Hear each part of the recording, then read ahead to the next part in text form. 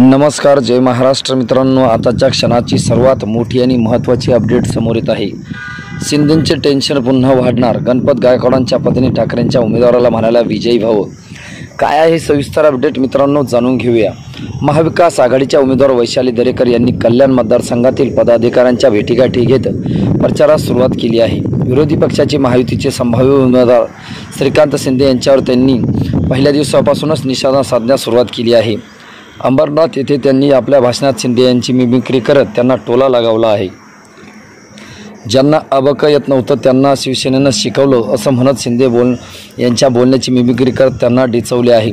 अंबरनाथच्या राष्ट्रवादी काँग्रेस शरद पवार गटाचे शहराध्यक्ष सदाशिव पाटील यांच्या कार्यालयात महाविकास आघाडीचे उमेदवार वैशाली दरेकर या भेटीगाठीसाठी आल्या होत्या। यावेळी त्यांनी पदाधिकारी यांच्याशी विविध प्रश्नांवर चर्चा केली। आपल्या भाषणामध्ये दरेकर यांनी सांगितलं की 2014 मध्ये ज्यांना अबक बोलता येत नव्हतं ते त्यांना शिवसेनेनं शिकवलं आहे।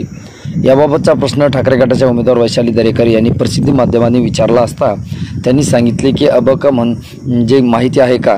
आपण जे काम करतोय, आपल्याकडील सध्याची परिस्थिती असेल किंवा समाजामध्ये जे काय चाललं याचा विचार ज्याच्या मेंदूमध्ये क्लिअर असतात तो कधी या ठिकाणी त्या ठिकाणी मग असं करत नाही, असं नक्कल करून त्यांनी दाखवली। पुढे त्या म्हणाल्या, कारण त्यांच्या मेंदूमध्ये ते तयार असतं की आज मी अंबरनाथमध्ये आले, अंबरनाथमध्ये लोकांचे प्रश्न काय आहेत।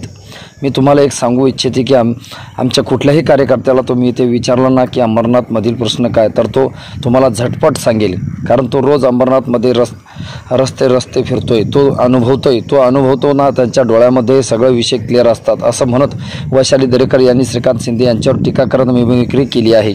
मित्रांनो, तुम्हाला काय वाटतं, येणाऱ्या निवडणुकीत शिंदेंना धक्का बसेल का?